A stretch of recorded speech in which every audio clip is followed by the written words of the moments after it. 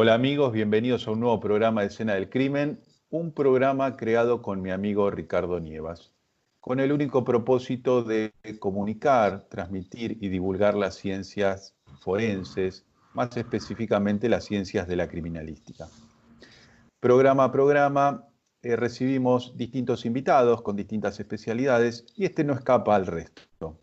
En este caso, bueno, tenemos un invitado que justamente reúne todas las condiciones que siempre hemos presentado en este programa. Es un docente investigador, es licenciado en investigación criminal y lo que quería destacar sobre todas las cosas que es calígrafo público nacional. Bueno, una vez ya presentado, vamos a dar nuestro espacio a nuestros amigos auspiciantes Lex Artis. Lex Artis, un estudio dedicado a la medicina legal y ciencias forenses. www.lexartis.com.ar. Bueno, después del auspicio, entonces sí, voy a tener el honor de presentar a mi amigo, al licenciado en investigación criminal y calígrafo público nacional, Alejandro Matías Centofanti. Hola Alejandro, te doy la bienvenida. ¿Cómo estás? ¿Qué tal, Federico? ¿Cómo estás? Buen día para vos, para toda la audiencia. Y bueno, nada, muy contento de estar en el programa y poder compartir este momento y una charla tan grata con vos, como colega, como profesional y bueno, y como compañero también de proyecto, ¿no? Bueno, muchísimas gracias, Ale, por aceptar la invitación. La verdad que estoy muy contento que esto esté sucediendo porque a partir de esta conversación que tengamos hoy, vos sabés que inevitablemente llegan muchos comentarios sobre todo, bueno, todo lo que nosotros podemos ofrecer con respecto a la actualización profesional. Pero no quiero dejar afuera porque también a una audiencia muy grande que son personas aficionadas que a partir de claramente estas series, estos programas que abundan hoy por hoy en las plataformas, también se interesan, entonces de alguna manera a veces son futuros profesionales, que ya hoy son profesionales, que tienen un título de base y que a partir de que se van interiorizando en estas ciencias, muchos, pero muchos, se animan a estudiar otras carreras. Así que, bueno, Alejandro, sin hacer mucho más introducción, la idea era justamente esta, que podamos tener una conversación que empiece de manera introductoria, por eso, para este público que estaba mencionando, para el profesional, también para la empresa y los estudios jurídicos, quería hacer esta introducción. Quería saber un poco sobre la actividad del perito calígrafo. ¿Qué es lo que hace? ¿Cuáles son sus incumbencias? Si están amparados por una ley, si hay una ley que los regula. ¿Qué me puedes decir de eso, Alejandro? Bueno, Federico, la verdad que la profesión de perito calígrafo, de calígrafo público, en realidad desempeña la actividad tanto en el ámbito judicial, brindando asesoramiento técnico al juez, como en el privado. Trabaja sobre los análisis de textos, de firmas de papeles, de impresiones de cualquier tipo. Hay dos leyes nacionales que regulan el ejercicio de la profesión. La ley 20243 del año 73, que regula específicamente las particularidades del ejercicio de la profesión de calígrafo público en el ámbito de la Ciudad Autónoma de Buenos Aires, o de la Ciudad de Buenos Aires. Y después con una modificación de la 20859 en el año 74, que sustituye algunos artículos del anterior y en realidad amplía las incumbencias profesionales. Más que nada, para tenerlo en claro y así a grandes rasgos, obviamente lo que hay que tener como base de competencia es en realidad la intervención en los pleitos, como dije recién, judiciales como particulares, y después tenemos la verificación de autenticidad de firmas, de textos en documentos manuscritos, mecanografiados impresos, físicas y químicas, agregados, eliminación o sustitución de expresiones o signos de alteraciones patológicas en la escritura. En todos los casos también trata de determinar la autoría de los escritos y de los documentos. También en una cuestión también un poco más ampliatoria, para redondear un poco el esquema, tenemos la autenticidad de trazos manuscritos, textos y firmas, impresiones de todo tipo, Y también compete la autenticidad, obviamente, de determinar la antigüedad relativa, absoluta, de un escrito, el orden de prelación, obviamente por las escrituras mediante revenido, escrituras borradas, testadas, obliteraciones, o por tratamiento químico. Y bueno, también intervenimos en las condiciones de seguridad del papel moneda, como así también en el análisis de documentos históricos. Así que a grandes rasgos esto es obviamente la competencia del perito calígrafo. También, no Clarísimo. sé si querés que abordemos el tema del perito en documentología, pero como la facultad en realidad lo tiene como título intermedio, por ahí lo podemos expresar Bueno, también. me interesa que exista un título intermedio, bueno, en esta carrera de calígrafos. ¿Lo puedes ampliar? Sí, sí, de hecho el instituto universitario en realidad comienza primero con las especialidades periciales, obviamente trabajando sobre la base de lo que era el sistema escopométrico, ¿no? En realidad, como líder en Policía Federal en la parte de identificación de cosas, y básicamente el perito calígrafo en realidad queda en realidad como un título de pregrado superior, y el intermedio es el de perito en documentología. La cuestión particular básicamente trabajan sobre el mismo aspecto, con la diferencia que el calígrafo en realidad está un poco más evolucionado respecto de lo que es los problemas de la escritura, cuestiones particulares obviamente que hacen a la grafología, a la anatomía y fisiología humana, a la historia de la escritura, y a la parte obviamente caligráfica, en particular en cuanto a lo que es confección de diplomas, por ejemplo, y el perito en documentología en realidad está más ligado obviamente a la identificación de documentos y a la identificación de manuscritos, pero por el sistema escopométrico, que en realidad es este sistema que te comentaba recién y que, bueno, obviamente lo postula el Instituto Universitario de la Policía Federal, que básicamente es la ciencia escopométrica que viene de la terminología de Scopene y Metrón, en realidad, que es observar y medir. En realidad es la observación o medida de la observación o la observación de las medidas, si se quiere como término, y básicamente lo que consiste es un peritaje propuesto desde la comparación de las cosas, basándose en las medidas y detalles precisos e identificativos del objeto de estudio. La aplicación está muy ligado a la investigación criminal sobre la parte de las evidencias físicas, y por ende también posee un lugar privilegiado en los estudios de los criminalistas. Clarísimo, muy bien desarrollado. Creo que de esta manera inevitablemente queda todo bastante muy relacionado, independientemente de cuando uno habla de escopometría, de la pericia caligráfica, de la documentología. De alguna manera había algunas observaciones para hacer, pero claramente estamos hablando casi te diría de lo mismo.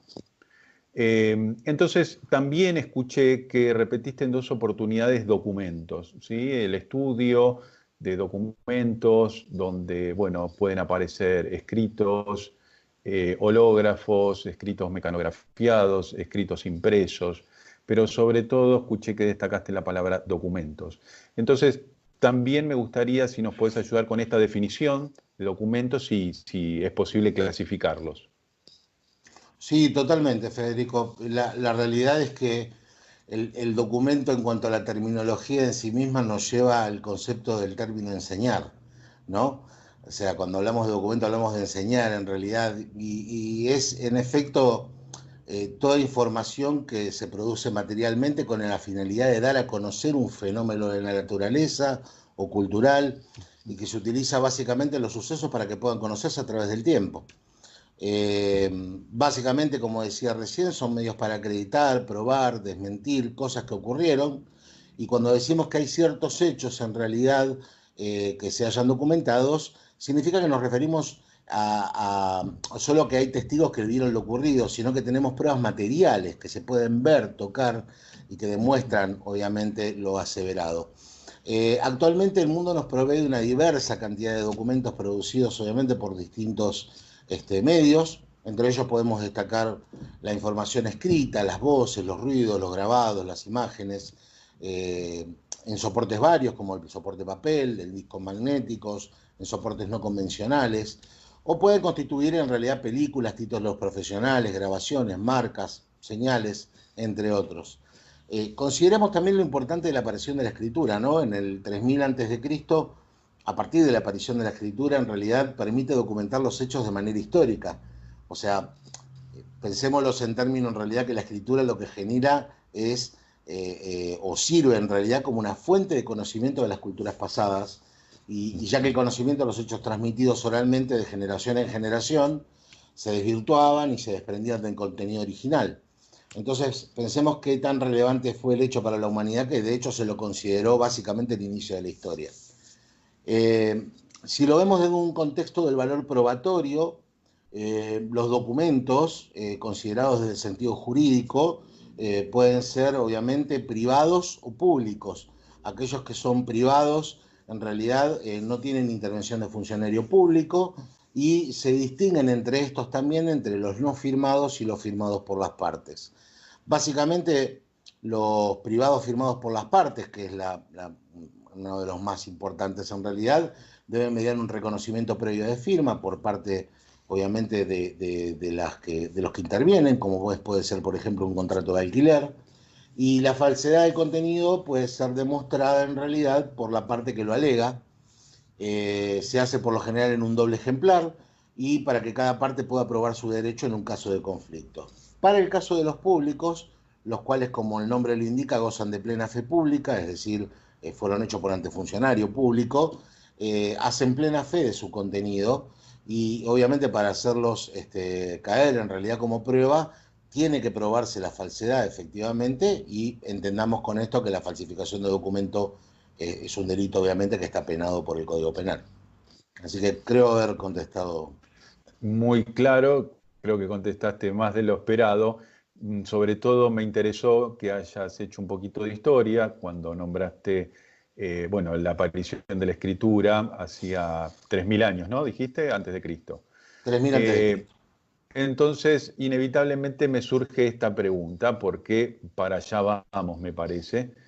Quería ver si me podías capturar la esencia de lo que sería la evolución de estos documentos hacia lo digital, porque inevitablemente, bueno, después seguramente lo vamos a ampliar, pero quisiera que abordes esto, la evolución hacia lo digital. ¿Está sucediendo? ¿Estamos yendo hacia allá? ¿O simplemente es una apreciación mía? No, indefectiblemente estamos yendo hacia ese lugar. Yo te decía anteriormente que el hito histórico en realidad que marcó el comienzo de la historia fue en el 3000 a.C. con, obviamente, el desarrollo de la escritura. Pero tampoco hay que negar que en el 1450, en el siglo XV, cuando Gutenberg crea la imprenta en Alemania, obviamente marca el inicio de la Edad Moderna. O sea, hablamos de acontecimientos en realidad que tuvieron un importante contexto histórico, y no solamente desde el contexto histórico, sino que aparte generaron un cambio en la sociedad, ¿no? Un cambio en la forma de pensar, un cambio en la alfabetización, un cambio en las ideas. Entonces, lo primero que tenemos que tener en consideración, obviamente, era la primera parte del documento escrito por sí mismo, ¿sí? Donde había procesos primarios, donde había pinturas rupestres, ideogramas. Después pasamos a la alfabetización, obviamente con los primeros registros de escrituras manuscritas, la imposición de marcas personales que después fueron evolucionando a lo que es hoy lo que se conoce como la firma, ¿sí? Pero la característica particular es que a partir de la imprenta en realidad empezamos con un proceso de alfabetización, como decía antes, y la transmisión de ese conocimiento a través de los textos a toda la humanidad. También hay que considerar la evolución histórica desde la máquina de escribir, la invención de la máquina de escribir convencional, o sea, la escritura mecanográfica, como se la conoce, es importantísimo desde el punto de vista comercial y de la sociedad, del avance comercial y de la sociedad.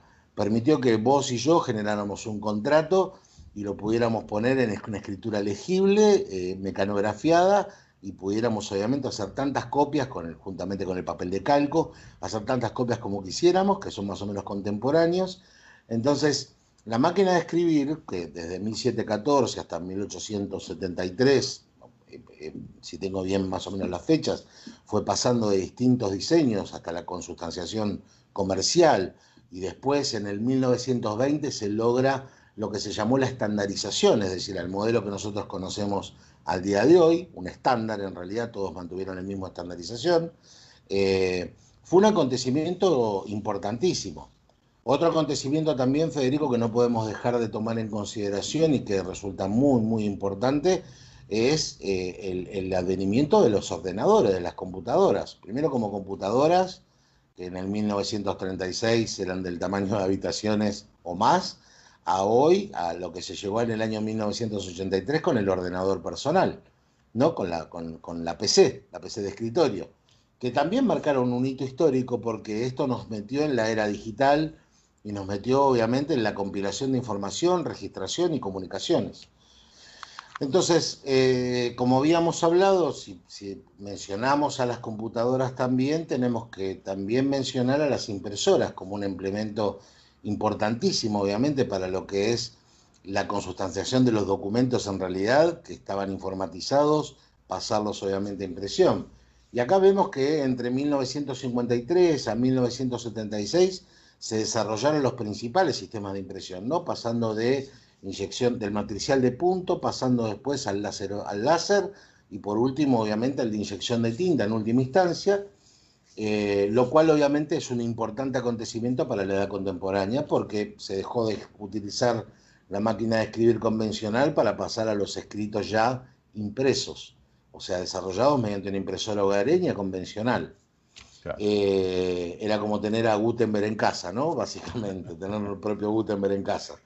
Y bueno, por último, nada, Federico, la evolución de la red de redes, ¿no? La red informática mundial, el World Wide Web, que es conocida como Internet y que es desde el año 1989 a 1991 que se efectuaron las primeras pruebas de comunicación, juntamente con el desarrollo de criptografía simétrica, que es muy importante también para que después lo veamos en realidad en la parte de firma digital, por los investigadores de la Universidad de Stanford en 1976, se empleó para el comercio y consolidó los principios de lo que es el documento electrónico y la firma digital que hoy se conoce como tal. Así que todo el devenir histórico realmente como hitos es importantísimo y considero que hacen la diferencia en cuanto a lo que es obviamente la identificación y comprender la dinámica de la escritura más que nada. Sin duda, y bueno, me pareció excelente el desarrollo, ubicándonos cada una de las etapas de las que fue pasando el documento. Sin duda ha evolucionado, está indiscutido y justamente creo que, valga la redundancia, está documentado cómo fue evolucionando. Entonces, yo capturé dentro de todo lo que nos estuviste contando lo que es la criptografía asimétrica. Entonces, creo que me vas a dar pie y en este sentido vamos a poder desarrollar lo que sería firma electrónica, firma digital, porque creo que acá la evolución es donde está haciendo mella. Me parece que esta es la nueva máquina de escribir, sin duda, donde marcó un antes y un después.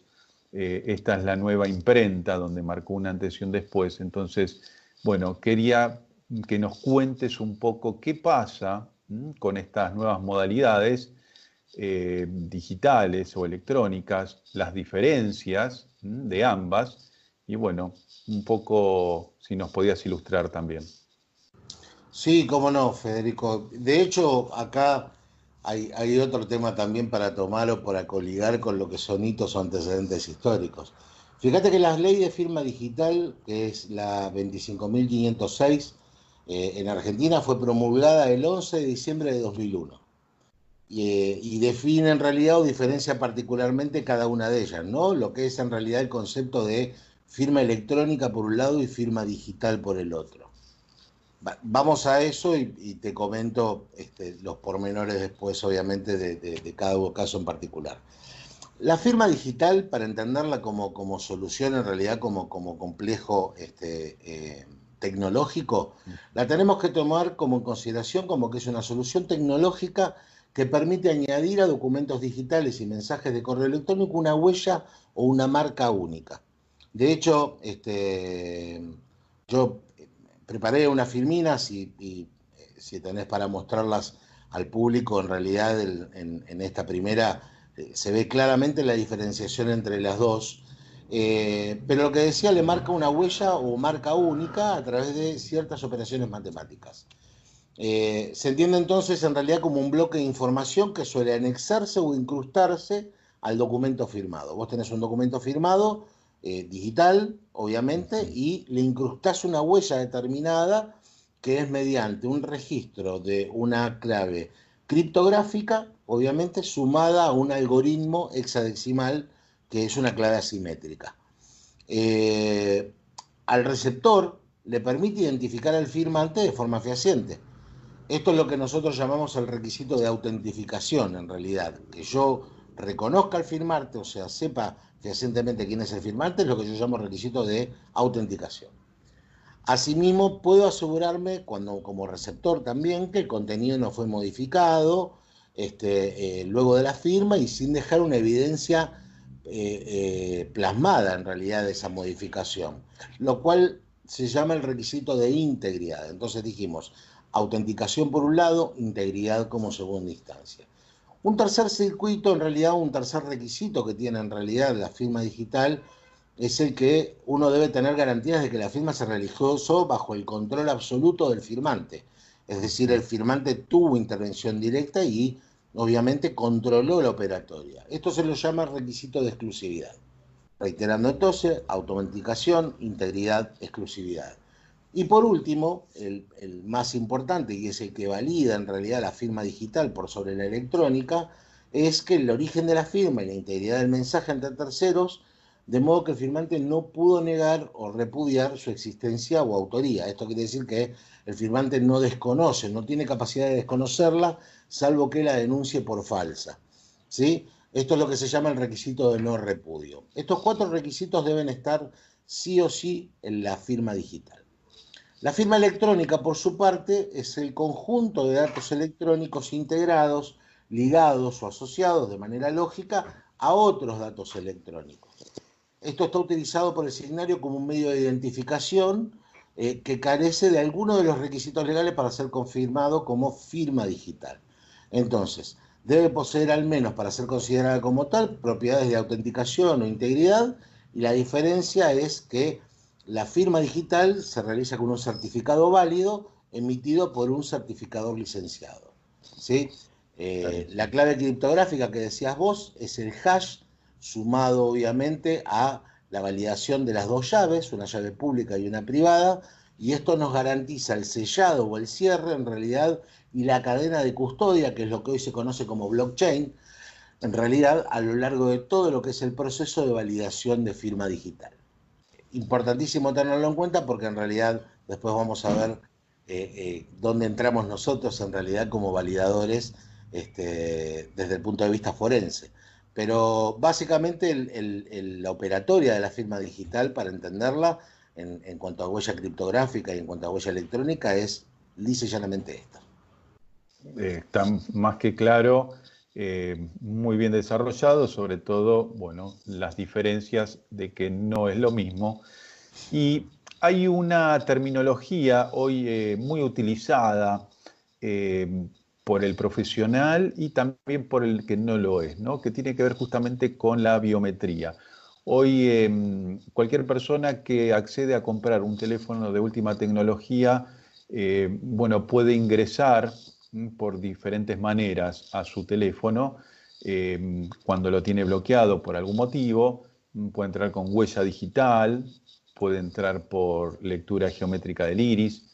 Y bueno, entonces esta terminología empezó a ser muy utilizada por el público en general, pero muy pocos saben qué es la biometría. Entonces quería que nos expliques un poquito qué es la biometría y si hay, pues se clasifican distintos tipos, ¿verdad? Tal cual. Sí, obviamente la biometría, entendida como tal, como el término, en realidad es bios, viene de vida, en realidad, y metría, metros de medición, o sea, medición de los elementos de vida, en realidad, ¿no? Si lo tenemos que definir desde el punto de vista de la definición, lo hablamos de que es la parte de la biología que estudia de forma cuantitativa la variabilidad individual de los seres vivos, utilizando obviamente métodos estadísticos.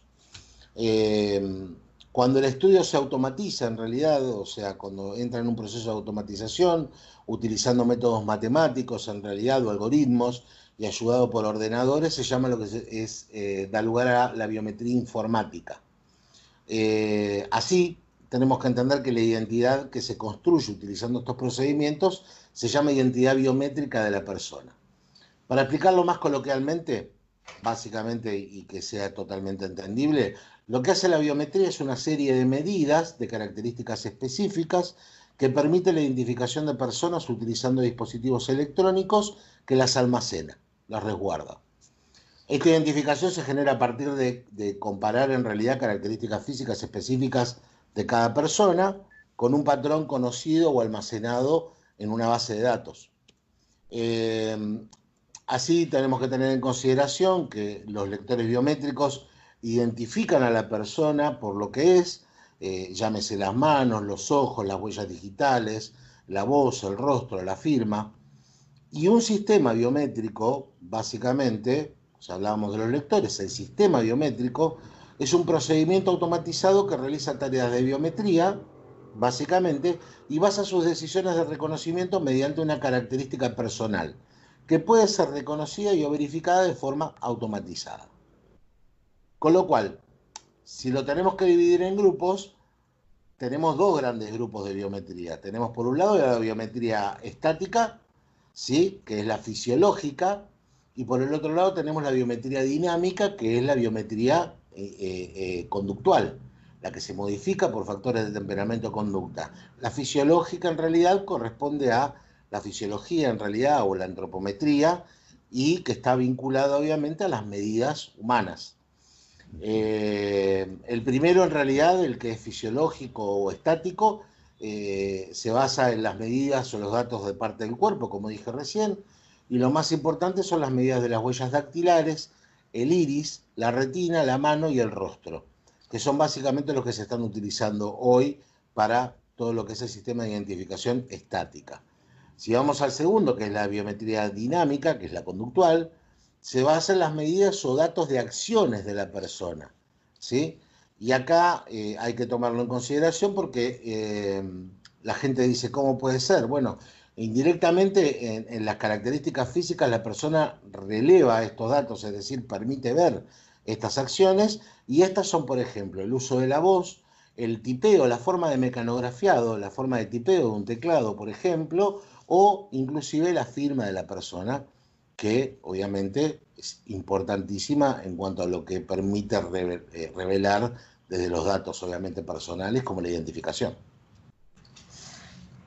Clarísimo, entonces no me queda más que preguntarte respecto a, bueno, al desarrollo clarísimo que hiciste de la biometría en sus clasificaciones, y quería profundizar en lo que nos interesa hoy, que es la escritura y la firma. ¿Pueden considerarse como una forma de identificación desde este punto de vista? Federico, definitivamente que sí. La identidad conocida como tal es efectivamente el conjunto de características y particularidades de origen congénito adquirido que hacen que una persona o cosa sea ella misma con prescindencia de otra cosa de la misma especie, o sea, de otra de la misma especie.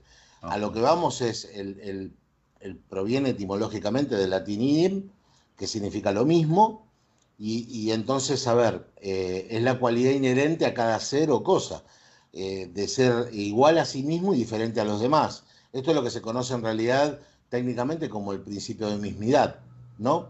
En cuanto a la identificación. Y aparte se subdivide la identidad humana en 4 características, ¿no? Que tenemos por un lado la identidad física, la identidad psíquica, la identidad biográfica y por último la identidad gráfica. Entonces, en esta última particularmente, la identidad gráfica, y como dije en la pregunta anterior, está condicionada por factores de temperamento y conducta, pero por ello, dentro de las biométricas es considerada en la clasificación de conductual o dinámica. Sin lugar a dudas, permite identificar a la persona por sus producciones manuscritas o signarias. Eso que no quepa ninguna duda, y así el desarrollo de las tecnologías de información y comunicaciones nos han permitido evolucionar a lo digital para capturar las particularidades de forma y formación del grafismo, pudiendo mensurar a través de la captura digital de firmas, o comercialmente conocido como el Signature Pad, pudimos registrar en las mismas un sistema en línea que mediante un software de aplicación permite obviamente el registro del diseño de la firma del manuscrito hológrafa y su mensuramiento de características íntimas, lo que se llama en realidad grafométricamente o grafometría, logrando identificar varianzas, alternancias de presión, velocidad, ubicación del espacio, los trazados físicos, aéreos, periféricos, tiempo y secuencias de ejecución, con lo cual obviamente todo este contexto brinda a la ciencia pericial caligráfica una aportación de importantísimas herramientas para la valoración y para la identificación. Considero sin lugar a dudas que es el andamiaje y el preámbulo de nuestro trabajo de investigación en el marco del Instituto Universitario de la Policía Federal Argentina, que busca homologar en realidad, o procuramos homologar ambos sistemas de análisis, el método tradicional versus los sistemas informáticos contemporáneos, en aras de adaptarnos obviamente a las tecnologías aportadas. Bueno, Ale, más claro imposible, realmente cómo lo pudiste desarrollar, creo que a más de uno de los cuales por ahí este lenguaje técnico no es muy accesible, creo que han podido acceder porque fuiste muy claro, lo pudiste expresar desde un lenguaje amigable y lo valoro muchísimo. Pero bueno, increíblemente llegamos al final del programa. Sabés que estoy siempre agradecido por todo lo que aportás permanentemente a la ciencia. Y bueno, si querés despedirte, dejar algún correo para alguna empresa, alguna institución que quiera conocer sobre nuestra ciencia, lo podés hacer en este momento. Perfecto, Federico. No, más que nada agradecerte obviamente la participación y la importancia en realidad de que la gente tome contacto y conozca toda la comunidad científica, ya sea que se dediquen a la parte caligráfica o no, pero que conozcan en realidad la importancia de la valoración del estudio pericial caligráfico y lo que nos permite en realidad y lo que buscamos con toda esta propuesta de no quedarnos en realidad en el pasado, avanzar hacia el futuro y en el marco obviamente de las nuevas tecnologías. Mi nombre obviamente me ubican obviamente por el nombre en las redes sociales, así que no hay ningún inconveniente respecto de eso y estoy totalmente abierto a cualquier consulta que deseen manifestar. Muchísimas gracias. Bueno, tuvimos un programa de la mano del licenciado Alejandro Matías Centofanti y bueno, nos despedimos y lo bueno es que siempre cuando cierro el programa digo nos vemos en un nuevo programa con un nuevo invitado, pero en este caso voy a decir nos vemos en un nuevo programa nuevamente con el licenciado Alejandro Matías Centofanti. Muchísimas gracias y nos vemos en el próximo programa.